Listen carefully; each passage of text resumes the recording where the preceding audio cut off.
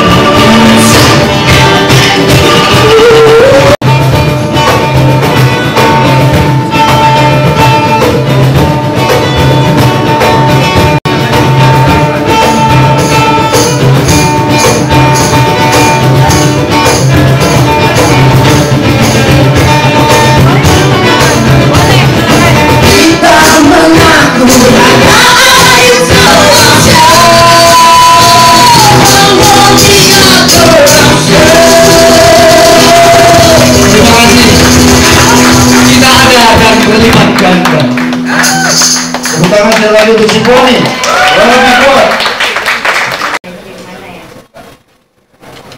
Kawan-kawan, seperti yang diceritakan testimoni ya, kehilangan Cak Munir buat saya sebagai anak muda yang silau dengan kilau semangat beliau, juga konsistensinya luar biasa. Karena waktu itu pas pulang gitu kan dari sekolah, dan saya ingat justru sebelum pergi sekolah sempat berdiskusi dengannya dan bilang, oh kamu pergi aja dulu sekolah, nanti balik juga masih banyak yang harus dikerjakan. Sambil dengan teman-teman bernyanyi, jadi ingat Cak Munir menyemangati korban B98 dan terus ingatkan, ya memang dia sedih, tapi kamu jangan pernah jenuh untuk bilang tragedi ini, kesedihan ini, supaya ada sesuatu yang bisa dilakukan untuk korban dapat haknya dan juga tragedi sama tidak berulang di masa depan. Nah, saya ingat betul buat gerakan perempuan, kepergian Cak Munir sangat menghentak karena banyak kali Cak Munir jadi tokoh aktivis laki-laki pejuang HAM yang selalu mengingatkan kalau kekerasan terhadap perempuan adalah inherent di dalam konfliknya Indonesia. Beliau sampaikan itu dalam tragedi Mei 98, almarhum sampaikan itu di dalam Timor Leste ketika ikut dalam proses penyidikan, begitu juga di Aceh dan tentunya di dalam gerakan buruh dan berbagai konteks-konteks lainnya gitu. Jadi kepergian Cak Munir dan juga pada saat yang bersamaan ketidaksungguhan komitmen dari pemerintah untuk menyelesaikan yang namanya the test of our history ini menunjukkan juga saat yang bersamaan ketidakseriusan dalam menyelesaikan kasus-kasus kekerasan terhadap perempuan dalam konteks pelanggaran HAM. Bersamaan sungguh berharap peristiwa yang sama tidak berulang di masa depan. Teman-teman yang melakukan pembelaan HAM tidak perlu takut lagi, karena sesungguhnya membela hak asasi kita, membela pemenuhan dari hak konstitusional kita adalah juga hak konstitusi itu sendiri. Dia ada di dalam Undang-Undang Dasar 45, dan karena itu penyelidikan penuntasan kasus Munir adalah bukti nyata komitmen negara untuk menjalankan tanggung jawab konstitusionalnya bagi pembelaan HAM itu sendiri. Ada Mas Gunawan Muhammad juga di belakang, jadi kepada mereka jangan pulang dulu. Apa ya? Bingung mau ngapain di sini, asli gue bingung. Tulisan. Hari ini saya membuat surat lagi diminta sama Mbak Suci. Udah deh saya bacain di sini. Sebenarnya saya mau bacain tanggal 7 besok di Rumah Munir. Apa sih? Blokingnya. Kalian ada gini-gini tahu? Enggak ya? Oke. Nggak ada pilihan sih, saya udah pegang mic. Jadi dari sini. Oke.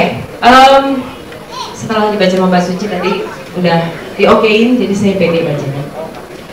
Saya nggak tahu pada saat Mbak Suci bilang, oke, tulis surat untuk presiden, saya bingung presiden yang mana. Secara kita udah mau pergantian, saya juga nggak tahu. Tapi siapapun yang punya hati, kita pilih aja presiden mana yang punya hati, mudah-mudahan bisa mendengar ini.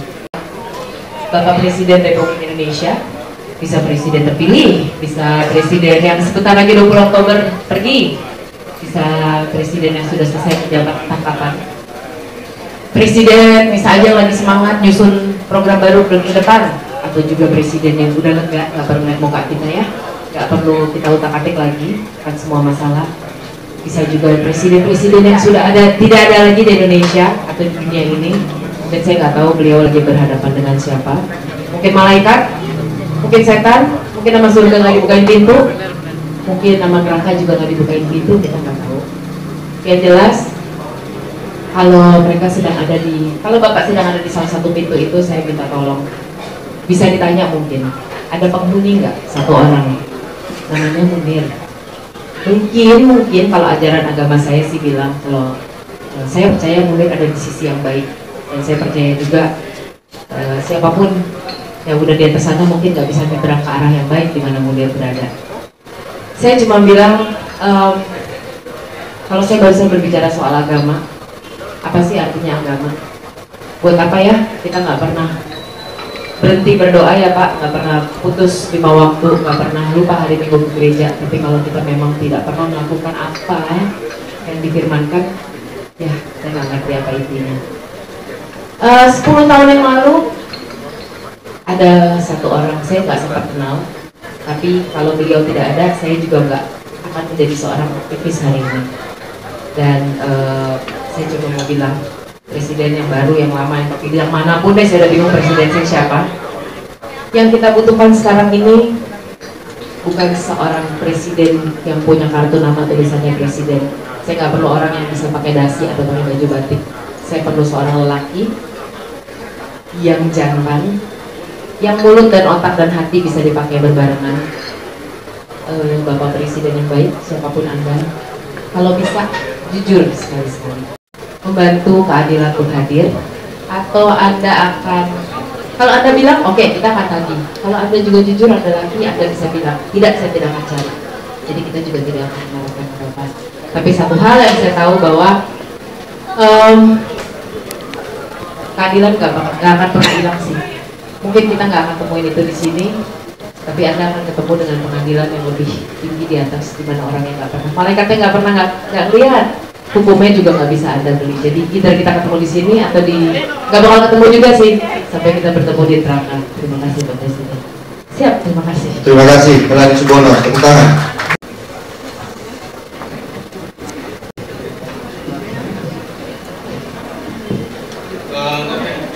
Teman-teman,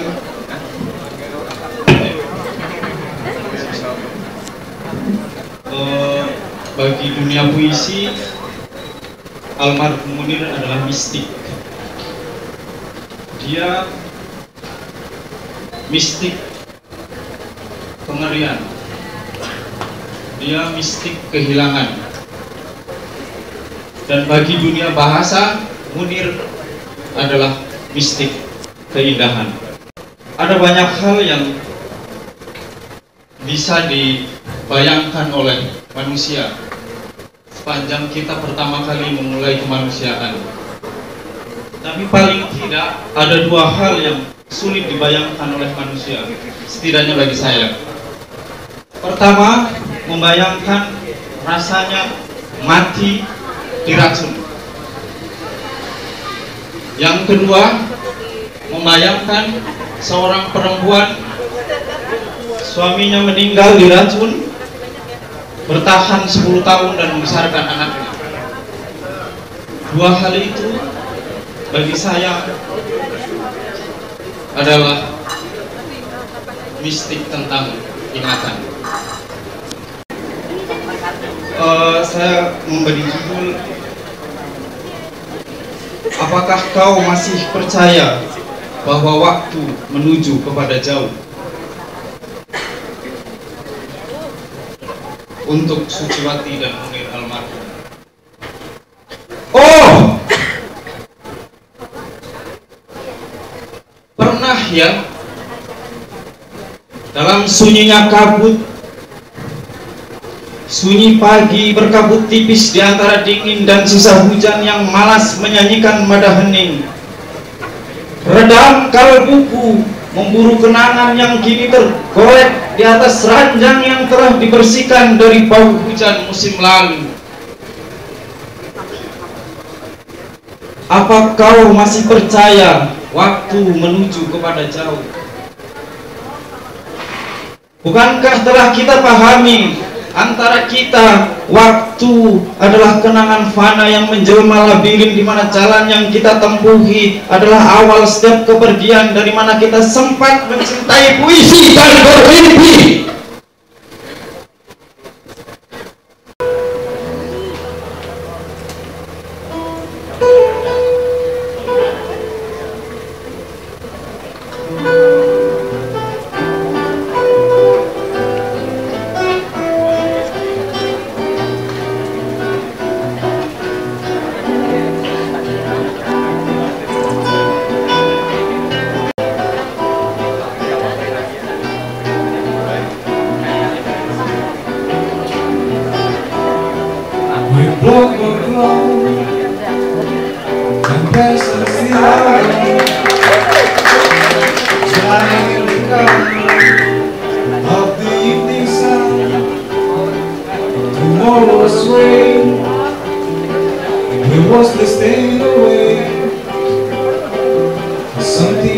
don't mind your stay. All you don't give me the land start. So let's forget our pleasure here. On and on the rain will fall like tears from the stars. Tears from the sun. On and on the rain will sing. I'll praise your name. I'll praise your name.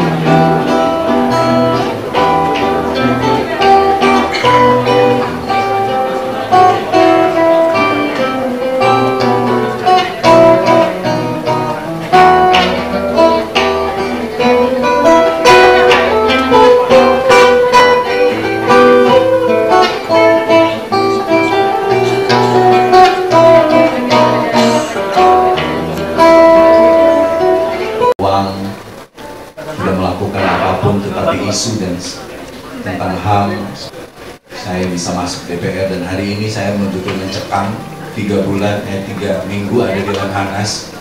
Saya ngomong tentang Munir, ngomong tentang civil society, HAM dan sebagainya. Tetap aja Lemhanas isinya militer yang menaklukkan. Jadi saya gembira selama berapa minggu bisa hadir di tengah-tengah udara bangsa yang segar, karena kalau kita masuk institusi-institusi seperti Lemhanas, termasuk juga ke presiden hari ini, apa yang dicita-citakan Mas Munir itu masih jauh dari harapan. Tetapi binuri, ya Allah, Engkau telah menghadirkan Munir dalam kehidupan bangsa yang carut marut. Ketika ada orang-orang menggunakan senjata dan keangkuhan serta kekuasaan membunuh dan menghilangkan nyawa manusia, Engkau hadirkan Munir, orang yang betul-betul berani dan telah kehilangan rasa takut demi kemanusiaan. Munir, kita maju ke depan itu justru dari apa yang pernah kita lewati belakang dan kita tetapkan pada hari ini. Beberapa korban 65 misalnya juga dicaci maki karena menolak ajakan rekonsiliasi. Sesungguhnya sesuatu yang juga keliru. Bukan mereka menolak ajakan rekonsiliasi, tapi kebenarannya diungkap dulu. Kebenarannya dibuka dulu. Bagaimana kita bisa memaafkan gitu, secara sungguh-sungguh dan kemudian bergerak ke depan kalau kemudian tidak mengetahui dulu gitu, perlakuan-perlakuan apa yang ada di belakang. Kemudian bicara mengenai masalah ini. Tapi barangkali banyakkan telinga kita masuk kanan, keluar kiri, atau masuk kiri, keluar kanan. Sebaliknya semacam itulah. Nah, terima kasih Kang Maman bahwa malam ini kita mengingat kembali bahwa pernah ada orang yang sebegitu beraninya untuk mengungkap berbagai banyak kasus pelanggaran HAM di masa lalu dan berbeda. Jadi di Saroge sebenarnya ada satu yang saya kerjakan. Pertama, perkenalkan dulu, nama saya Gatot. Kadang suka dipanggil gagal total. Saya tidak begitu kenal langsung dengan Munir, tapi saya punya kesamaan dengan Munir karena istri saya namanya juga Suci.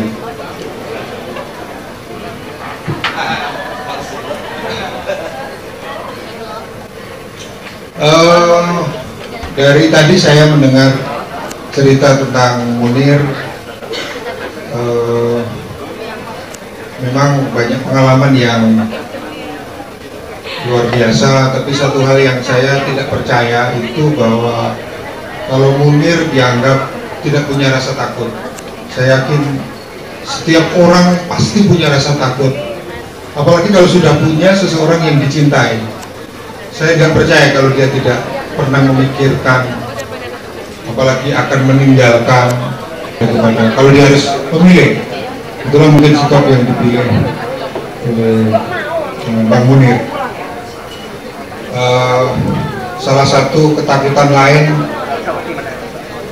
adalah kesendirian. Jadi kadang-kadang dalam perjuangan, ketika yang lain sudah nggak berani maju, dia harus mengambil alih atau memutuskan untuk, seperti tadi cerita, dia harus menolong. Dalam kesendirian itu saya yakin ketakutan pasti tetap ada. wrong, when you're down, when you're strange, faces come out of the rain. When you're strange, no one can get your name. When you're strange, when you're strange, when you're strange.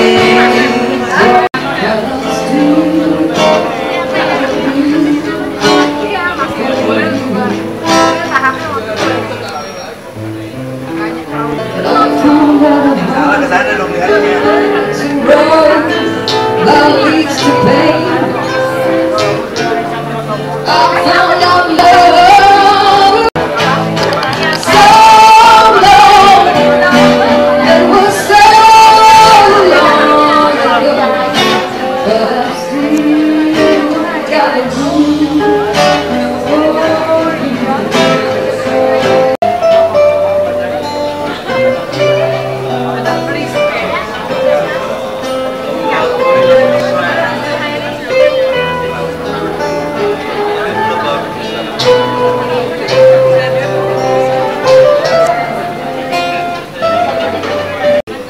Jadi bahkan warna abu-abunya tak ada. Jadi tentu saja orang semacam ini tidak boleh ada di kekuasaan berikutnya. Kekuasaan berikutnya harus diisi memang oleh orang-orang yang bersih. Dengan begitu tidak punya hambatan apapun, tidak punya beban untuk memutihkan keadaan mendatang, menangkap orang, menyelidiki, membongkar semua kejahatan di masa lalu. Dan saya mengamati surat ini sudah saya masukkan di change.org. Jadi saya masukkan perbaikan dari surat yang pernah saya baca waktu itu dan akan mencoba membaca. Surat kepada Presiden. Tuntaskan pengusutan kasus pembunuhan Munir. Bapak Presiden Susilo Bambang Yudhoyono, apa kabar di hari-hari akhir pemerintahan Anda? Masihkah memegang janji untuk mengungkap dalam pelaku pembunuh suami saya Munir? 10 tahun yang lalu Anda berkata, kasus Munir adalah test of our history, ujian sejarah kita, sejarah bangsa Republik Indonesia. Di ujung pemerintahan Anda yang kedua ini, saya ingatkan lagi kepada bahwa saya bersama korban pelanggaran HAM berat berdiri diam setiap Kamis sore selama sewindu lebih di depan istana Mega Anda. Saya ingin mengucapkan terima kasih kepada teman-teman semua yang sudah meluangkan waktu melewati macet dan berbagai kesibukan lain. Kita bersama mengingat Munir. 10 tahun yang sudah lewat dan kita belum cukup jauh mencapai apa yang kita harapkan. Harap tahun depan kita akan memperingati peristiwa ini dengan keadaan yang lebih baik, dengan hasil yang barangkali lebih seperti yang kita harapkan. Tetapi kalaupun belum, apa yang kita katakan bahwa kita Munir ada dan berlipat ganda adalah modal bahwa kita tidak akan berhenti untuk mengejar, mencari pembunuh Munir. Selamat malam, terima kasih sekali lagi atas kehadiran teman-teman semua. Kita sudahi acara ini dan terima kasih.